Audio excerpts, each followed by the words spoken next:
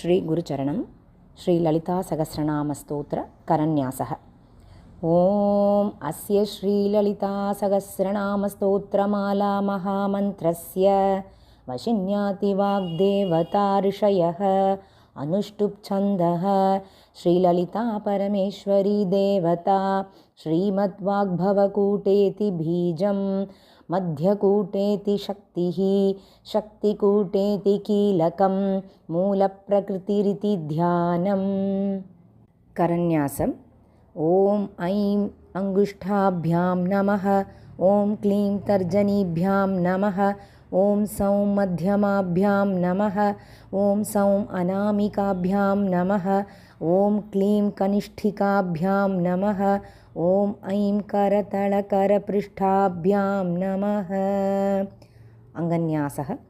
ओम ऐं हृदयाय नमः। ओम क्लीं शिरसे स्वाहा।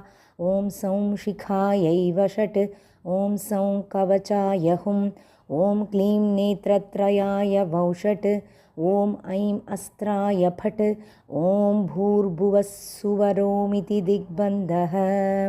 ओम मम ललिता महात्रिपुरसुन्दरी प्रसादसिद्धिद्वारा चिन्तितफलावार्त्यर्थे जपे विनियोगः।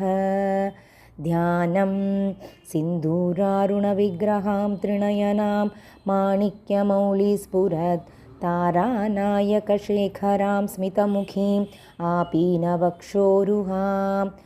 पाणिभ्यामलिपूर्णरत्नचषकं रक्तोत्पलं बिभ्रतीं सौम्यां रत्नघटस्थरक्तचरणां ध्यायेत् परामम्बिकाम्।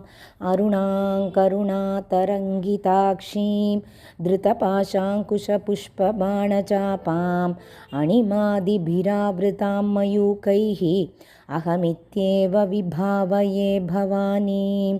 ध्यायेत् पद्मासनस्थां विकसितवदनां पद्मपत्रायताक्षीं हेमाभां पीतवस्त्रां करकलितलसत् हेमपद्मां वराङ्गीं सर्वालङ्कारयुक्तां सततम् अभयतां भक्तनम्रां भवानीं श्रीविद्यां शान्तमूर्तिं सकलसुरनुतां सर्वसम्पत्प्रदात्रीं सकुङ्कुमविलेपनाम् अळिकचुम्बिकस्तूरिकां समन्दहसितेक्षणां सशरचापपाशाङ्कुशाम् अशेषजनमोहिनीम् अरुणमाल्यभूषाम्बरां जपाकुसुमभासुरां जपविधौ स्मरेदम्बिकां। लमित्यादि पंच